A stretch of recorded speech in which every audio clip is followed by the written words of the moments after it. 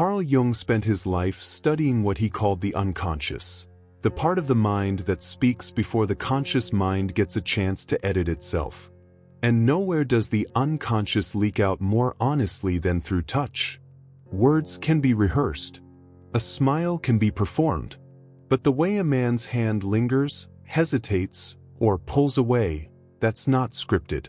That's the unconscious mind doing what it always does, telling on him. In this video, we're going to break down what Jungian psychology suggests about touch, what it really means when a man reaches for you, when he holds back, and how to tell the difference between a man who's present with you and a man who's simply passing through. Let's start with one of the most talked about gestures, the hand on the lower back. Psychologically, this is a gesture of quiet claiming and protection. It's not aggressive. It's not showy. It usually happens in transitional moments, walking through a doorway, crossing a street, guiding you through a crowd. From a Jungian lens, this kind of touch can be read through the archetype of the protector, an old, deeply wired pattern that shows up across cultures, the instinct to shield what matters. When a man does this without thinking, without narrating it, without making it a performance, that's often a sign the instinct is genuine, not calculated. Contrast that with a man who never touches you in public, who keeps physical distance when others are around. That's not automatically a red flag. Some people are simply private. But patterns matter more than single moments. Ask yourself, is the distance consistent everywhere, or does it only appear when it might count, like in front of friends or family? Here's something people miss. It's not just the touch that matters. It's the half second before it. Watch a man reach for someone he's genuinely drawn to, and you'll often see a flicker of hesitation, a brief pause, almost like a question his body is asking before it acts. That hesitation isn't weakness.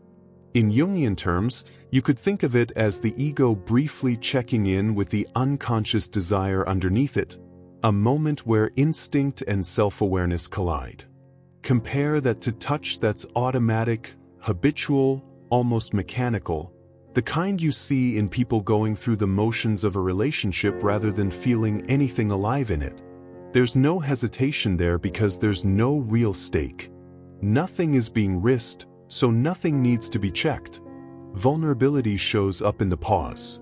Confidence without care shows up in the absence of one. Jung talked extensively about the persona, the mask we present to the world, the version of ourselves shaped by what we think others want to see. Touch can be part of that mask too.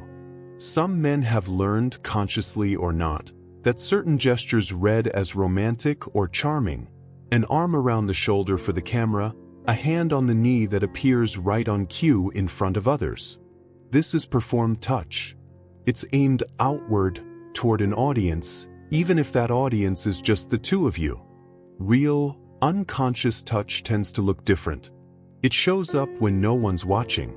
It shows up in the ordinary moments, reaching over in the car without looking, absent-mindedly playing with your hand while watching a movie, resting a hand on your shoulder while reading something on his phone. The question worth asking isn't, does he touch me?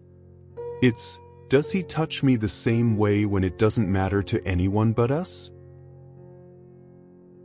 Absence of touch is data too, maybe even more revealing than its presence. Jung believed that avoidance often points to something unresolved.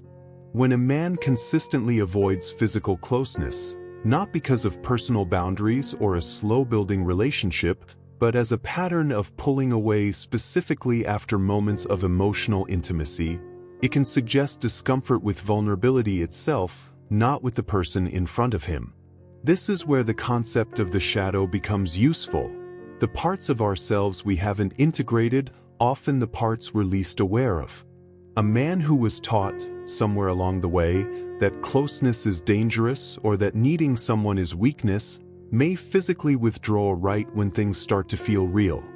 Not because he doesn't care, but because caring is the very thing his unconscious has learned to protect against. This doesn't mean every hesitant man is secretly wounded, and it's not an invitation to play amateur therapist with someone's psyche. But it does mean, don't just watch what a man does when things are easy. Watch what happens to his body language right after a moment of genuine emotional honesty. That's often where the truth lives. Here's the most important caveat in this entire video. One touch, one gesture, one hesitant pause, none of that is a verdict. Context matters. Personality matters. Culture, upbringing, and simple bad days matter. What Jungian psychology really offers here isn't a checklist.